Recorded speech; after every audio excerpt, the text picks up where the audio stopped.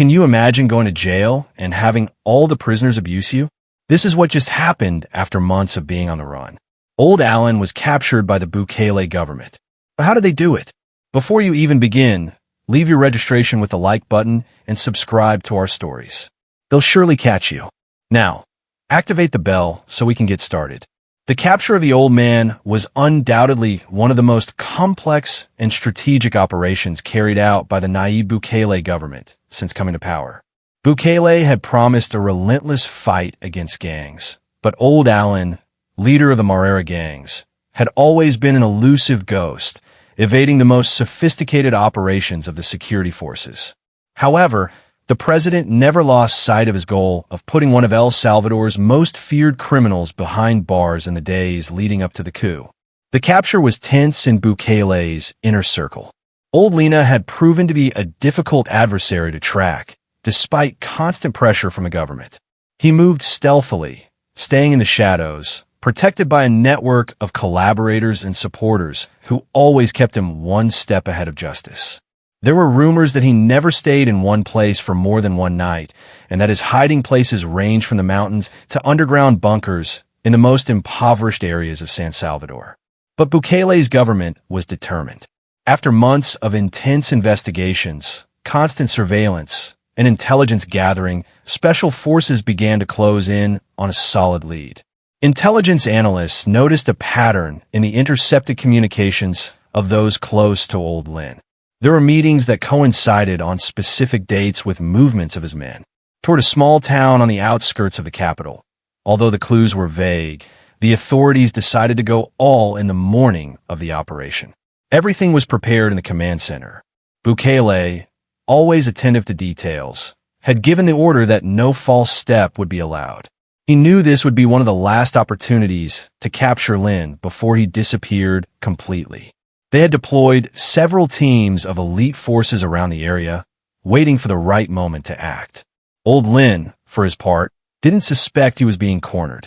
For years, he had lived in a constant state of alert. But this time, confidence had blinded him. He believed his protection system was infallible, that his network of informants in the government would warn him if something was about to happen. But what he didn't know was that Bukele had created a select team of special forces that operated in the most absolute secrecy with no known connections to the government. The conventional forces, this completely autonomous unit, had been trained specifically for this type of operation, and their loyalty was unquestionable. When the operation began, everything happened in a matter of minutes. The security teams entered the property where old Man Lin was believed to be hiding. They had received reports of supposed meeting between senior members of his organization, and that was the perfect moment to execute the plan. Helicopters flew over the area while soldiers moved on the ground, coordinated by a command center that monitors their every movement in real time. Old Man Lin was in the innermost part of the bunker when he heard the first shots. His trusted men tried to defend the entrance, but it soon became clear that they could not contain the onslaught. Lin, aware that the situation had gotten out of control, tried to escape through an underground tunnel that connected to the nearby forest, but the planning of the operation was delayed. Bukele had been so meticulous that even that tunnel was covered as he ran through the exit. He was intercepted by one of the special forces teams that had been waiting for him. The cordon was unbreakable. Seeing that he had no other option, Old Man Lin surrendered. Although he was used to being a ruthless and merciless man, that day he knew his time was up. When the soldiers handcuffed him, he offered no resistance. Years of leading one of the country's most feared organizations had ended at that moment.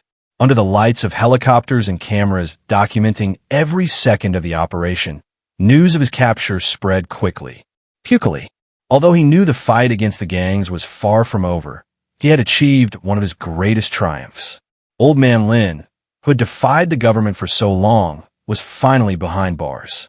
However, the capture was not the end of the story. As he was transferred to a prison in maximum security, tensions in the streets of San Salvador increased. The gangs were now leaderless and disorganized. And although many celebrated his fall, others my retaliation, the Bukele government knew that even though Lin was locked up, the violence wouldn't disappear immediately. There are still loose ends and broken alliances that could lead to a new wave of violence. Old Lin's life behind bars. Old Lin's first weeks in prison were a true hell, a scenario completely opposite to the power and respect he had accumulated on the streets as a leader of Amara.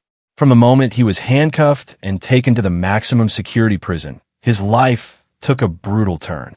The Zelda he was assigned to was no different from the other prisoners, but the guards and authorities had specific instructions to break him and destroy every shred of dignity he could still retain.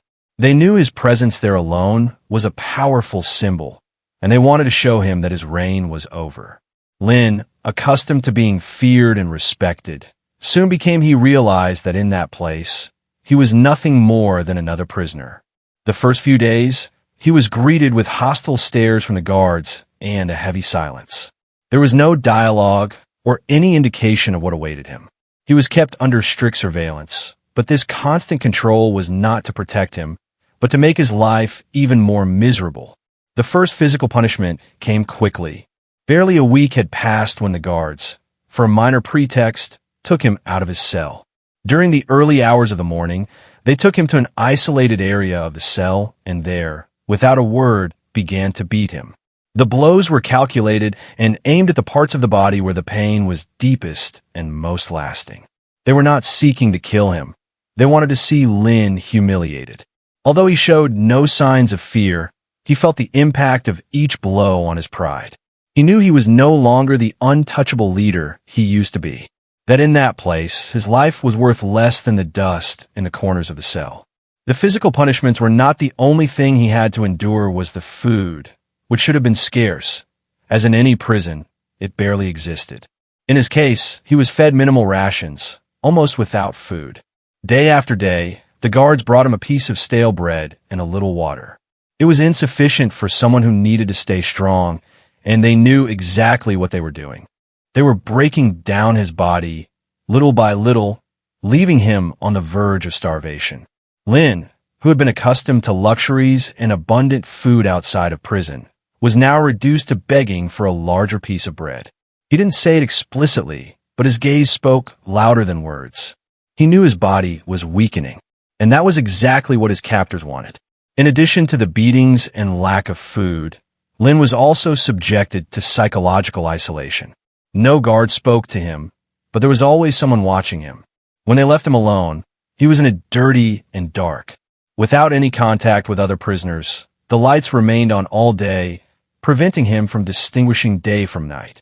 The guards would pass by his cell, laughing amongst themselves, completely ignoring him, or, worse yet, whispering barely audible insults that kept him constantly on his toes. There were times when they would keep him awake by banging on the bars of his cell, or making him stand for hours, forcing him to listen to their taunts and threats. Lin wouldn't bow to the insults, but his mind was beginning to waver. The memories of his life in freedom, of his leadership, of the days when he had absolute control of everything around him seemed so distant that they almost felt unreal. Sometimes, in his solitude, he thought of the men who had been under his command, those who had pledged their unconditional loyalty. Now, none of them were there to save him.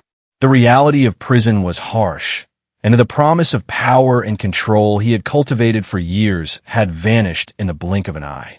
What remained was to endure the day-to-day, resist each new punishment, and find a way to keep at least a fragment of his dignity intact. The psychological torture was constant. He knew that the guards, by following government orders, were seeking to destroy his morale, making him feel powerless. They allowed him to hear the news from the outside world about how the Bukele government was continuing its offensive against the gangs, weakening the structure he had helped build. It was a cruel way of reminding him that while he languished in that cell, the world continued without him. The days passed slowly, each one more painful than the last. His hands, which had once given orders to thousands, now trembled with hunger. His body, accustomed to abundance and strength, was thin and weak. By the way, if you enjoy the video, we invite you to give us a gift. Like and activate the notification bell so you don't miss any of our videos. We continue the humiliation of the old Man Lin. Old Lin, in the depths of his despair, never imagined that there would come a day when begging for mercy for someone who had built a reputation for invulnerability and the ability to bow down to another man was a humiliation he had never contemplated in his worst nightmares. But there he was on the cold floor of his cell, his knees torn apart and his body exhausted from weeks of nonstop torture. His hands were shaking, and his once firm and defiant gaze was lost in despair. The hunger, the physical pain, and the isolation. Everything they had done to him had begun to break him in ways he had never thought possible. Every day in prison was a new form of suffering. They beat him mercilessly, humiliated him in ways he would never have allowed in the outside world. They starved him for days, forced him to stand for hours until his legs couldn't hold him any longer, and then they dragged him back to their Zelda like he was an animal. The guard despised him, and that was reflected in their every action. They enjoyed watching him suffer, delighting in seeing how the legendary Mara leader, the feared old Lin, was now reduced to a shadow of his former self. One afternoon, after receiving a particularly brutal beating, he finally couldn't take it anymore. He had tried to resist, to maintain at least a spark of dignity, but all he had left was gone. His body was bruised, his mind on the verge of fracture, and in that moment, he understood there was no escape. Every fiber of his being was broken. He felt his knees on the ground, gasping and feeling his pride crumble. Before him, he murmured, barely audible, his voice cracking with pain, "No more. Please." One of the guards, a tall, burly man who had led many of the beatings. He approached him with a cruel smile on his face. He said nothing at first. He just looked on with a mixture of contempt and amusement, as if he enjoyed seeing a man who had been so powerful reduced to the most desperate plea. "What did you say?" the guard asked. Although he had heard him perfectly, old Lin slowly raised his head, his gaze blurred by tears and suffering. His pride had been destroyed long ago, and now all he had left was hope that the mercy he begged for could end his torment. "Please, I can't take it anymore," Lin repeated, his voice breaking. "Mercy." The guard let out a cold laugh that resonated in little Zelda like an echo of cruelty. Then, without warning, he raised his can and kicked Lin in the face with brutal force. Old Lin immediately fell to the ground, his body hitting the concrete with a dull sound. Blood gushed from his nose and his mouth, and for a moment the world around him went dark. The pain in his face was unbearable, but beyond the physical pain, what devastated him the most was the humiliation. As he lay on the ground, the guard leaned over him and, with a gesture of total contempt, spat in his face. The warm, disgusting liquid trickled down Lin's skin, but he no longer had the strength to even wipe it away. He simply lay there, defeated, unable to defend himself or even react. "Mercy," the guard spat, his voice laden with mockery. "Do you really think someone like you deserves to be killed? You'll never get out of here.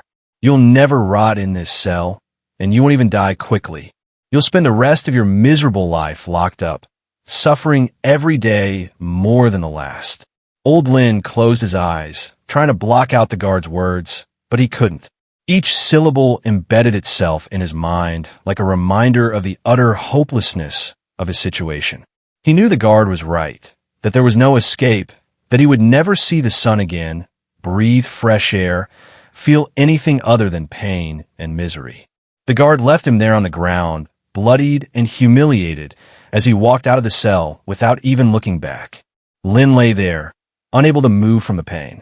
His mind was filled with memories of better times, when he was feared and respected, when his name inspired terror in all who heard him. But those days now felt like a distant dream, something that almost didn't seem to have been real. And so we come to the end of this video. If you liked it, I invite you to give us your like so we can continue making more like this. Also, don't forget to subscribe and activate the bell so you don't miss any of our new videos. I wish you a great day. Until next time.